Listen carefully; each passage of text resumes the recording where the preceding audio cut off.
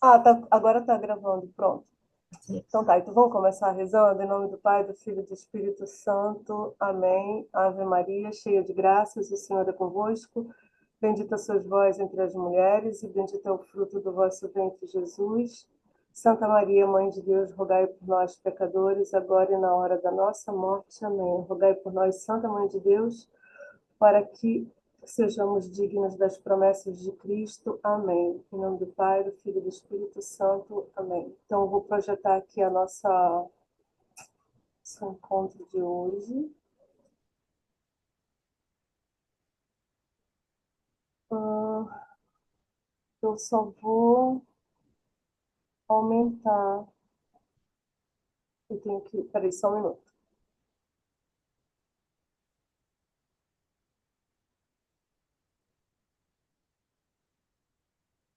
Vê se aumentou,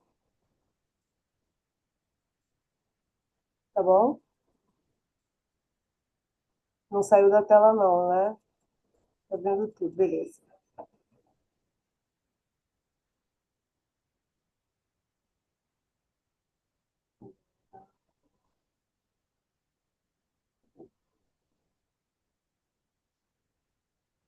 Então tá, olha só o que que acontece. Eu vou fazer só um resumo de tanta coisa que a gente falou das outras vezes, porque a gente não conseguiu nunca gravar, e daí eu vou introduzir uma coisa nova. A gente está falando aqui, Vanessa, sobre as três coisas contra as quais a gente tem que lutar, que é a carne, o mundo e o diabo. E só que eu faço uma interpretação mais contemporânea disso, que é isso aqui, esse desenho aqui que eu vou chegar daqui a pouco e você vai entender melhor.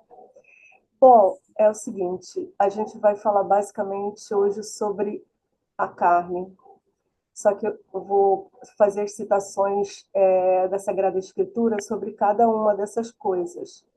Então, para compreendermos como se dá a nossa conversão e salvação, nós precisamos nos conhecer com a nossa natureza decaída, resultado do pecado original, a carne. Então, em Romanos, a gente vê os que vivem segundo a carne gostam do que é carnal.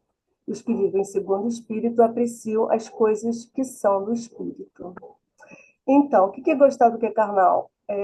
A gente tem vários exemplos, né? Assim, de coisas que a gente pode é, enumerar. Mas eu prefiro nem fazer isso agora, porque eu acho que essas coisas a gente vai fazer depois, quando a gente também contrapor a carne com o mundo. Tá? O mundo, também decaído pelo pecado original, é onde vivemos e é formado por todas as coisas ao nosso redor, pois sabemos que toda a criação geme e sofre como que em dores de parto até o presente dia. Romanos 8:22. É interessante que a gente contempla o mundo, né, a criação de Deus e o universo como uma coisa incrivelmente linda, e ele é decaído. Imagina como foi quando ele foi criado, assim, né, no primeiro momento, que foi o momento que os anjos também foram criados e depois o homem, né, e a mulher, porque era totalmente diferente, né? Depois do pecado, tudo caiu, inclusive o universo, o mundo, né? Todos estamos esperando a, a nova a vinda de Jesus para tudo ser restaurado. E o diabo, sim, o diabo é um anjo decaído, ele é o inventor do pecado e é o inimigo da nossa alma. Então, Jesus, antes de subir aos céus, ou antes de ressuscitar, não, antes de ressuscitar, antes de morrer, eu não lembro exatamente que. Não, antes de ascender aos céus, ele fala: já não falarei muito convosco, porque vem o príncipe deste mundo, mas ele não tem nada em mim. Ou seja, Jesus, ele era totalmente isento de pecado, né? Assim, não existe pecado na natureza dele, porque ele é verdadeiro Deus, verdadeiro homem. E aí a gente vai de novo para aquele nosso esqueminha, só para a gente lembrar aqui a nossa carne, né? Que ela os cinco sentidos dela são bombardeados pelas coisas do mundo, E o diabo também usa dessas coisas do mundo para nos tentar, e ele também, ele mesmo pode também nos tentar diretamente. E aí tem a história também de que as três potências da alma, que são a inteligência, a vontade e a memória, elas estão em desequilíbrio com os cinco sentidos, porque quando o homem foi criado, os sentidos eram subjugados pelas potências da alma, ou seja, os sentidos não se rebelavam contra as potências da alma. Por exemplo, não havia impaciência, distração, entende? Por quê? Porque estava tudo em equilíbrio, em perfeita harmonia. Então, muitas coisas que nós temos, né, de desequilíbrio é do pecado original, né? E, em geral, os cinco sentidos eles vão atuar para subjugar, eles querem sempre inverter a situação, né? Eles querem subjugar a inteligência e a vontade. Então, assim, eu quero ficar muito tempo na tela e não me controlo. Então, os meus cinco sentidos eles vão, junto com né, a tentação também, eles vão tentar é, fazer com que as potências da alma fiquem subjugadas a eles, né? Isso é uma inversão, isso é um desequilíbrio, né, que é próprio do pecado original. E aí a gente vai falar sobre essa união que é muito, muito importante entre alma e corpo, porque assim a gente já sabe disso, né? Que é uma união tão forte que quando a alma sai do corpo a gente morre e o corpo vira pó.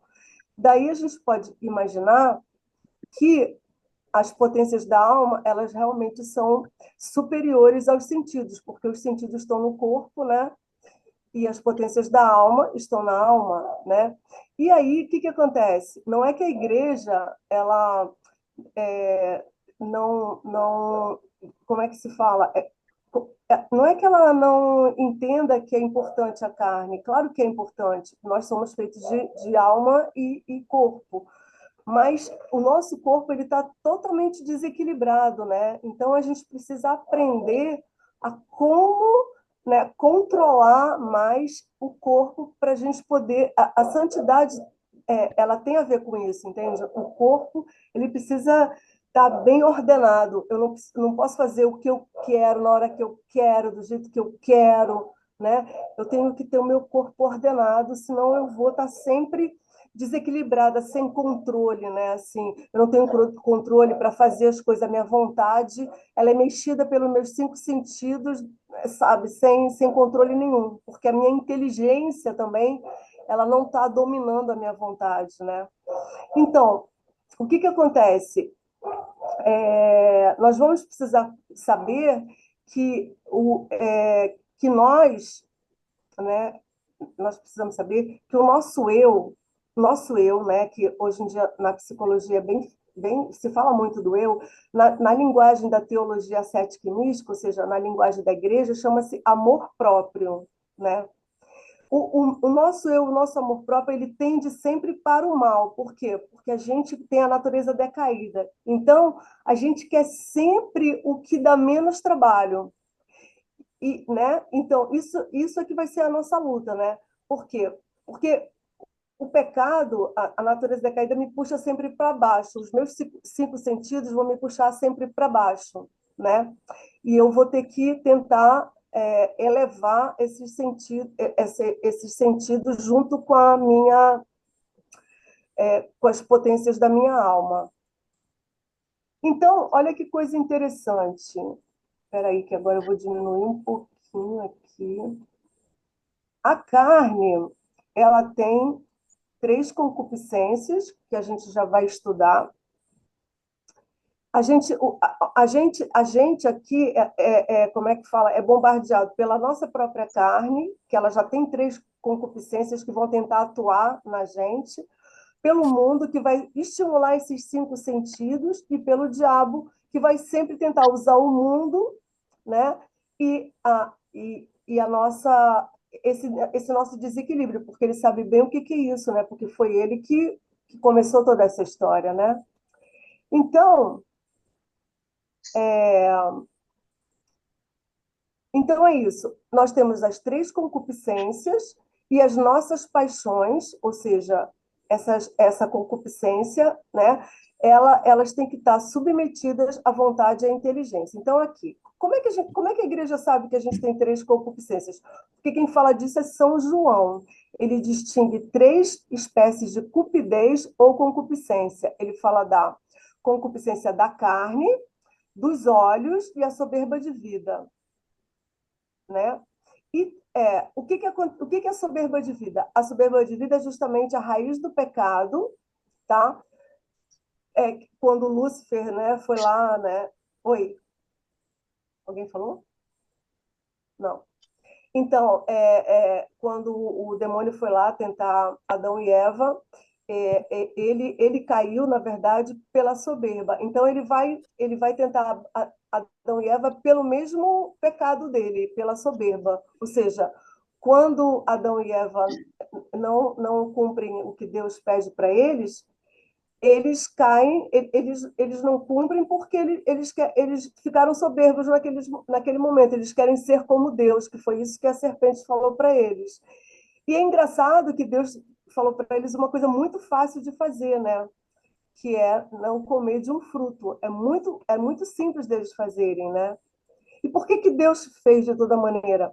Porque Deus queria que eles tivessem, pelo menos, uma lei para que eles tivessem mérito na ação deles, né? E aí, de cara, eles perdem o mérito e pecam, né? Para a gente entender a dimensão do pecado original, né? Ou seja, a dimensão da ofensa a Deus, né? A gente pode meditar que um único pecado os nossos pais cometeram um único pecado, quando a serpente tentou, né? Um único pecado. Eles perderam o estado de graça imediatamente, né? E o pecado e o mal entraram no mundo inteiro. E todas as criaturas, a partir daí, né? Elas nascem até o fim dos tempos com o pecado original. E a consequência é que a gente, mesmo apagando o pecado original no batismo, as três concupiscências já estão instaladas na gente, né? A meditação que nos cura também e que nos faz entender como nós somos pecadores e necessitados de Deus é, por outro lado, a fealdade dos nossos pecados visível na cruz. Ou seja, se a gente meditar a cruz e olhar para a cruz, a cruz ensanguentada, né? A gente vai ver ali todos os nossos pecados. E a gente vai ver a dimensão do amor de Deus por nós. Por quê? Porque ele podia nos salvar, por exemplo, com uma gota do sangue dele, porque ele é Deus, ele é puríssimo, ele é perfeitíssimo, né? E ele poderia ter feito isso, ou ele poderia ter escolhido qualquer outra forma de nos redimir, né? No entanto, ele escolhe essa forma, né? Onde Oi, Tia. ele. Deixa eu A G chegou. coisa Oi, de fala. ver as coisas você comeu, né? Eu não estou ouvindo. Hum? Oi, G, Hum. bem-vinda. Oi, Flavinha. Vocês estão me ouvindo? Estamos. Ah, desculpa, eu não sei mexer nisso, eu não nem sabia que vocês estavam escutando. Como é que eu faço? Perdão, eu não sabia O que que vocês que você estavam me quer, o ouvindo. que que Nem dizer você boa quer noite. Boa noite a perguntar? todos. Pergunta que a gente te ajuda. Não, gatinha, não, não, não. Foi a minha mãe que. Eu tô aqui dormindo na casa da minha mãe. Minha mãe que veio fazer uma pergunta para mim. Não Ah, foi eu que falei nada, não. Desculpa, vou desligar aqui. não, Deixa eu ver. não, fica aqui com a gente. É Não, só tirar o não, eu vou som. desligar o meu som. Tá, Eu tá não bom, sabia que estava aberto. tá bom. Então, o que que eu estava falando? Ah, tá, da cruz. Daí ele poderia nos ter salvo com uma gota do sangue dele, no entanto, ele quis mostrar a dimensão do amor de Deus pelo homem, né? Então, ele fez assim um excesso, né, de amor, também para mostrar para a gente o quanto nós o ferimos, né, com o pecado. É, é super importante isso, saber o quanto nós somos pecadores, porque sem essa consciência muito clara, a gente não consegue a vida de santidade, porque a gente tem que saber o quanto nós somos dependentes de Deus. Então, assim, o primeiro passo, né, para a vida de santidade, de buscar a santidade é esse. Aí eu botei uma imagem de Jesus crucificado e esse trechinho do Salmo 8, que é: Senhor, que é o homem para que dele assim vos lembrardes e tratardes com tanto carinho. Porque ele nos dá tanta coisa, né? E, no entanto, a gente está sempre crucificando ele com os nossos pecados. Porque, na verdade, é o seguinte, gente: Deus não precisa de nada, porque Ele é Deus, ele não precisa de coisa nenhuma. Então, criar o mundo, criar o universo, criar o homem é próprio do amor, porque o amor ele tem o aspecto da expansão, né? Amar, quando eu amo, eu quero expandir o meu amor para o outro. Então, a Santíssima Trindade, que vive uma sociedade de amor, né? Eles não precisam de nada nem de ninguém, né? Mas como eles amam numa dimensão que a gente não consegue nem entender. Na verdade, não é nem que eles amam, eles são o amor, né? Deus é amor, né? São João fala assim. Eu não sei se está certo teologicamente falar eles são o amor, porque, sei lá, essa coisa de Santíssima Trindade é sempre qualquer coisa que você fale diferente um pouquinho, você está falando uma heresia. Então, vou corrigir. Deus é amor. Então, Deus, sendo amor, ele quer expandir o amor dele, e aí ele cria o homem à sua imagem e semelhança. E, na verdade, claro que ele sabia que tudo isso ia acontecer, né? Que haveria essa traição dos anjos e do homem, mas ele estava no script dele, né? Desde toda a eternidade, faltam 10 minutos, mas a gente sai e volta de novo, tá, Vanessa? Só para eu terminar. Ele, desde toda a eternidade, sabia disso tudo, e aí ele dá um contragolpe na gente, né? Ele vem com a crucifixão, com a ressurreição, né? E depois, no final dos tempos, vão haver todas as coisas vão ser renovadas nele mesmo. E a gente vai estudar todas essas coisas, mas a gente precisa muito saber. Isso aqui é que agora eu vou introduzir esses conceitos novos aqui hoje, que é uma coisa muito legal. Olha só, se nós olharmos para nós mesmos de maneira natural, a gente está numa situação completamente desfavorável, né? A nossa natureza é decaída, o mundo é contra nós e o demônio também. Tá, mas se a gente e nós somos fracos, né? E dependentes completamente de Deus.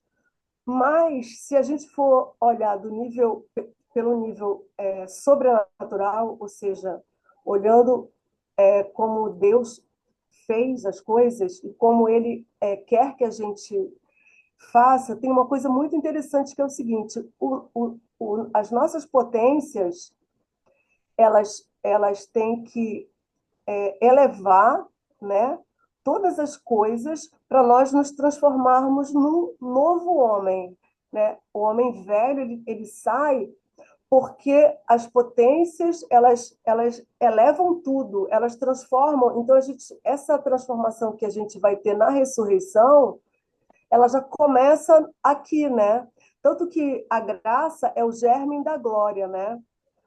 O que a gente vai ter no céu começa aqui na terra. E o que a gente vai ter na ressurreição também começa aqui na terra. Então, como é que Jesus vai fazer? Ele vai ensinar a gente a fazer isso. Porque, como eu falei, né? O nosso eu, o nosso amor próprio, que ele não gosta de muito esforço, ele não quer ser incomodado, né? Me deixa aqui quieto. Então, ele precisa ser aniquilado de uma certa forma para que Deus é aquela coisa de São João, né? São João Batista, é preciso que ele cresça e eu diminua, né? Então, eu vou tirar todos os meus desejos, todas as minhas coisas que impedem a ação de Deus em mim, e eu vou começar a combater as três concupiscências, eu vou combater o mundo e eu vou combater o diabo, Mas o mais interessante é começar com a carne, e a gente vai ver como que isso dá certo. Olha, foi Santa Benedita da Cruz, ela é uma santa carmelita super atual, ela morreu há pouco tempo na Segunda Guerra Mundial, ela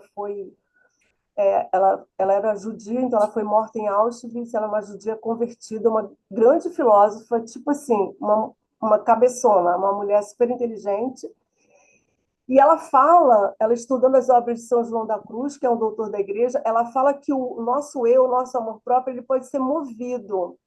Ou ele é levado para a vida sobrenatural através da vida interior, né? E aí nós somos transformados num novo homem, ou ele é rebaixado, tá? Por falta dessa vida sobrenatural, e a gente fica no estado do homem velho sem nosso Senhor Jesus Cristo.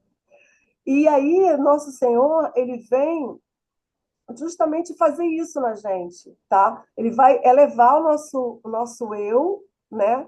Para o nosso eu deixar de ser egoísta, deixar de ser um monte de coisa que a gente já sabe que a gente é, para a gente ser um com ele, né? Ele vem divinizar a nossa vida interior. Então, o primeiro passo dessa jornada da vida interior, que é o que a gente está fazendo, tá? É necessariamente esse reconhecimento que a gente é nada, que a gente, para fazer isso, a gente não consegue fazer sozinho, tanto que nunca ninguém fez sozinho até que Jesus viesse, né?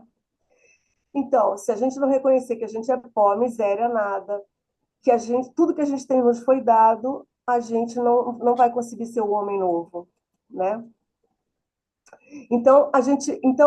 O que eu introduzi hoje aqui para a gente é isso que é uma coisa muito interessante, é essa questão a Edith Stein, ela estuda as coisas de São João da Cruz e ela acrescenta essa novidade que até então ele não tinha falado, mas que não é contra a doutrina dele, porque ela é uma carmelita, né? Ela é santa. Então ela fala isso, o nosso eu ele é móvel, né? Eu preciso que ele, ao invés de ficar lá embaixo como um animal desejando todas as coisas que não vão me unir com Deus, né? Ao invés dele ficar junto com todos os meus cinco sentidos, aí eu vou querer sempre comer muito, olhar muitas coisas, ouvir muitas coisas, falar muito, sabe? Então, assim, toda vez que a gente usa muito os nossos sentidos, a gente está aguçando esses sentidos, né? E toda vez que a gente usa menos, a gente está fazendo uma coisa que a igreja chama de ascese, ou seja, a gente está se é, a gente está tirando essas coisas que atrapalham que Jesus fique na gente. É como fazer academia de ginástica, sabe? Você tem que tirar algumas coisas para você correr bem, para você, né? Você tem que ter um tênis legal, você tem que beber água, você tem que fazer isso, tem que fazer aquilo. Para a gente também ser santo, a gente precisa de fazer algumas coisas. E a gente precisa fazer algumas coisas na carne, né? Na carne, ou seja, eu não posso, né, falar muito, porque se eu falar muito, eu certamente para que eu vou falar muito? Eu falo o necessário, eu estou conversando com uma pessoa, tá, mas os santos todos falam, e Santa Faustina é categórica, ela fala categoricamente, a alma tagarela não agrada a Deus, ele não fica numa alma tagarela. Então, assim, eu estou sempre produzindo ruído em torno de mim, então eu estou estimulando meus sentidos. Para quê? Eu não posso estimular muito os meus sentidos, eu não posso estimular muito o meu apetite, eu não posso estimular muito o meu ouvido, eu tenho que ter uma moderação, porque o católico ele tem que ser equilibrado, moderado.